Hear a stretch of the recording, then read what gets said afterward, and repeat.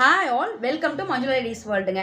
நம்ம சேல் பண்ணுற இந்த ஆர்டிஃபிஷியல் ஹேர் எக்ஸ்டென்ஷனை எப்படி மெயின்டைன் பண்ணுறது அப்படிங்கிறது நிறைய பேருக்கு டவுட் இருக்கும். அவங்களுக்கு தாங்க இந்த வீடியோ. ஸோ இது வந்து பார்த்தீங்கன்னா நான் ரெகுலராக யூஸ் பண்ணுற நார்மல் சீப்பு, அதை யூஸ் பண்ணி மேலே வந்து நல்லா டைட்டாக பிடிச்சிக்கணுங்க.